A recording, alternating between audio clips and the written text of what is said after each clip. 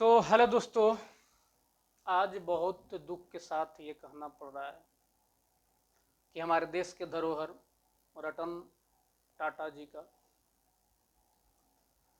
इस देश को छोड़कर जाना एक बहुत दुखदाई की घड़ी है। मैं इनको जानों के लिए पूरा देश और मैं भी नमन करता हूँ कि ऐसा भारत में कोई सपूत न जन्म लिया है न जन्म लेगा। क्यों भाई? क्योंकि उन्होंने अपने पूरे हिस्सा का 66 से 70% वैसे वैसे संस्थान में देते थे, वैसे सरकार को मदद करता था जहां स्वास्थ्य की दिक्कत हो, शिक्षा में दिक्कत हो, वहां योगदान देते थे। चाहते था दुनिया के नामी टॉपर उद्योगपति में नंबर 1 नंबर 2 पा सकते थे, लेकिन वैसा पैसा किस काम के जो देश के लिए नहीं काम आया, जो गरीब के लिए काम नहीं आया। लेकिन रतन टाटा महोदय ने जितना पैसा अपने जीवन में अविवाहित होकर के देश की सेवा किया, आज कोई नहीं करने वाला उद्योगपति। आज का उद्योगपति तो देख ही रहे हैं, बस अपने लालच में, पैसे के स्वार्थ में क्या से क्या कर रहे हैं। लेकिन रतन टाटा जी ने पूरी कंपनी टाटा समूह का जो पैसा रहता था 60 से 70% हिस्सा शिक्षा और स्वास्थ्य में दान दे देते थे। कई देशों में देते थे, भारत में नहीं, कई देशों में। जब जब देश पर संकट आया तब तब हमारे रतन टाटा महोदय ने सहयोग किया सरकार को, गरीबों को।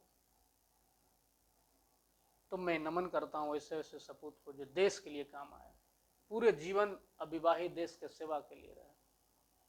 सैल्यूट है ऐसे सपूत को। देश से जाना बहुत ही दुख की घड़ी है। आज पूरा देश क्यों रो रहा है? क्योंकि उद्योगपति बहुत है, अभी भी है, लेकिन वैसा दिल दरिया, वैसा दानी उद्योगपति कोई नहीं। इसलिए आज पूरा समूह जहां जहां है उनका जीवन देखते हैं थे एकदम सदा जहां भी जाते थे सिंपल कुर्सी पर बैठते थे, सिंपल नीचे भी बैठ के खा लेते थे, सिंपल गाड़ी में चलते थे, सिंपल जूता पहनते थे। कितना भयंकर उद्योगपति थे, तब भी इतना साधारण जीवन। वाह! इसलिए हम लोग का सीख। उन्होंने कहे थे एक बार कि जो पत्थर अगर मारे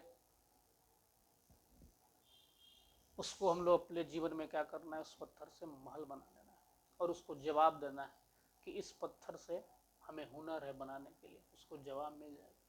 तो जो पत्थर मारे उसको क्या हम लोग करना है, महल बना लेना है। एक बात और उन्होंने कहा था कि जीवन में गरीब हो, अमीर हो, चाहे स्टूडेंट हो, शिक्षक हो, सबके जीवन में उतार चढ़ाव आएगा और इसको अकेले झेलना पड़ेगा। तो झेलने के लिए इसे आदत डाल लीजिए, उतार चढ़ाव, अमीरी, गरीबी, और लगातार मेहनत करते रहिए। तो उन बातों को हम लोग ख्याल रखें, क्योंकि उनको सक्सेस होने का स्टोरी यही है। उन्होंने एक बात और कहा था कि अगर पढ़ाई में तेज है तो पढ़ाई कीजिए, अगर हुनर में तेज है तो हुनर सीखिए। कोई जन्म से लेकर के नहीं आता। एक बात और कहा था कि हुनर नहीं है कोई के पास, पढ़ाई नहीं है, लेकिन अवसर है, तो उस अवसर का फायदा उठा सकते हैं। इन बातों को ख्याल रखना होगा।